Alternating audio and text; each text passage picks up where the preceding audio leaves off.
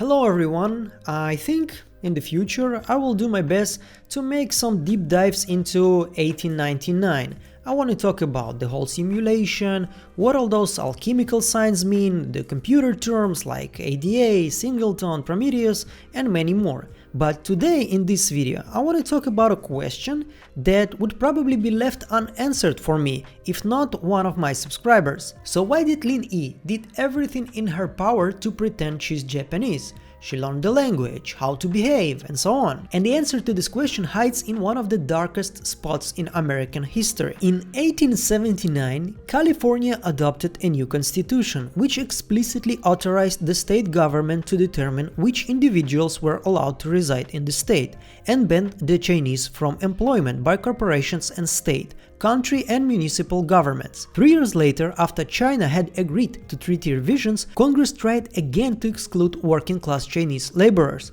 Senator John F. Miller of California introduced another Chinese Exclusion Act that blocked entry of Chinese laborers for a 20-year period. The bill passed the Senate and House by overwhelming margins, but this as well was voted by President Chester A. Arthur, who concluded the 20-year ban to be a breach of the renegotiated Treaty of 1880. The treaty allowed only a reasonable suspension of immigration. Eastern newspapers praised the veto, while it was condemned in the western states. Congress was unable to override the veto, but passed a new bill reducing the immigration ban to 10 years. After the act was passed, most Chinese workers were faced with the dilemma: stay in the United States alone or return to China to reunite with their families.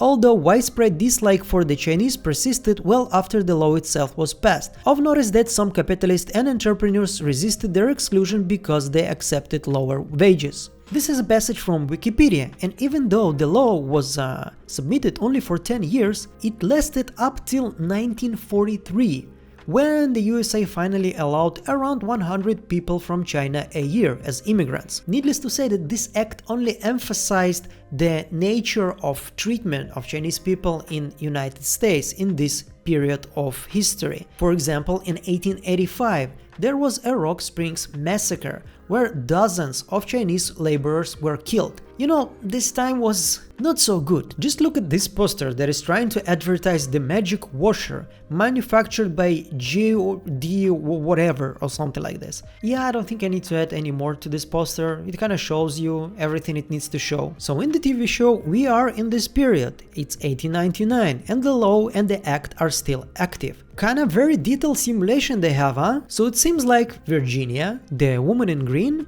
she is basically a pimp. I cannot call it other way, and I hope YouTube is not gonna be angry at me for using this word.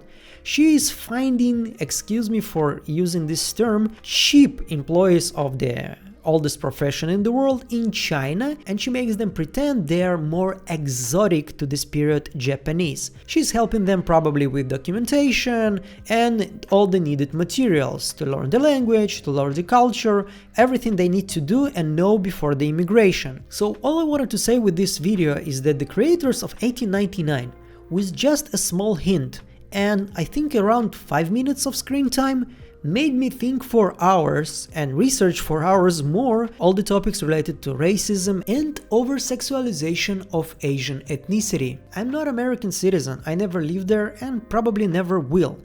That's why probably these moments of history would stay unknown for me without this TV show. And the value of this knowledge for me is not just, learning a piece of history, because you cannot learn everything there is. But these topics, I think they are relevant to us no matter where we live. Racism, over-sexualization of women, ethnicities, and so on. And there is a sentence that I really like, that history teaches us that usually history doesn't teach us anything. Because if you will start checking our human history, one of the facts will repeat itself multiple times. We, as human beings, are so easily convinced that other human beings are not human. Thank you for watching this video until the end. You can support them by subscribing and clicking on the bell. Write some interesting comment and maybe like this video. I will appreciate everything you can do to help me grow here. Thank you so much and have a great day.